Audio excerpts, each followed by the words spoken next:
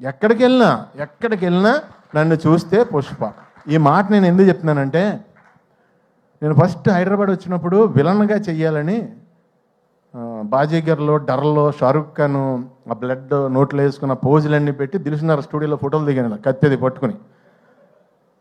ఫోటోలు అంటే దిగిపోయాను, కానీ నేను ఎలా చేస్తానో అలా ఎవరికీ తెలియదు. సో అన్నీ చూపిస్తుంటే నేను మామూలుగా ఎంటర్టైనర్నే, అందు గురించి ఎవరోనే అవునా ఓకే తర్వాత కలువమ్మ అన్నారు. అలాంటిది నువ్వు అంత పెద్ద డైరెక్టర్ డార్లింగ్, ఈయన అంత పెద్ద స్టారు, అలా వైకుంఠపురం సినిమా తర్వాత ఈయన హీరోగా చేసే మూవీలో ఎంత ధైర్యం డార్లింగ్, ఒక కమెడియన్ విలన్గా తీసుకోవడం అంటే కష్టం అది. ఎందుకంటే ఒక పెర్సన్ ఇక్కడ ఒక జన్మ తీసుకున్నప్పుడు అతనికి బతికుండగా పునర్జన్మ ఇవ్వడం కష్టం, అది ఎవరి వల్ల అవ్వదు, దానికి చాలా గట్స్ కావాలి.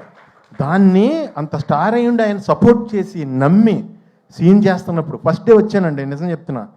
మొత్తం ఆ స్లాంగ్, నేను నా స్లాంగ్ తప్ప ఇంక వేరే స్లాంగ్ ఎప్పుడు మాట్లాడలేదు లైఫ్లో. అసలు వచ్చి మాట్లాడుతుంటే నేను పంబులు అయిపోయి కంగారు పడిపోయాను. ఎంతో సపోర్ట్ చేసి బన్నీ గారు అన్నారు లేదండి అని, మనం ఇలా సాగదీస్తాం ఇక్కడ లాస్ట్లో, ఇక్కడ అలా కాదండి ఫస్ట్ సాగదీసి లాస్ట్లో కట్ చేస్తాం, ఇది అంటే చాలా సింపుల్గా నాకు ఒక సూత్రం చెప్పి, నేను ఇంకా మీరు డైలాగ్ పట్టించుకోవద్దండి మీరు చేయండి అంటే, నా ఫస్ట్ టైము, నా ఏజ్ కంటే పెద్ద క్యారెక్టర్, నేను ఎప్పుడు అలాంటివి చేయలేదు.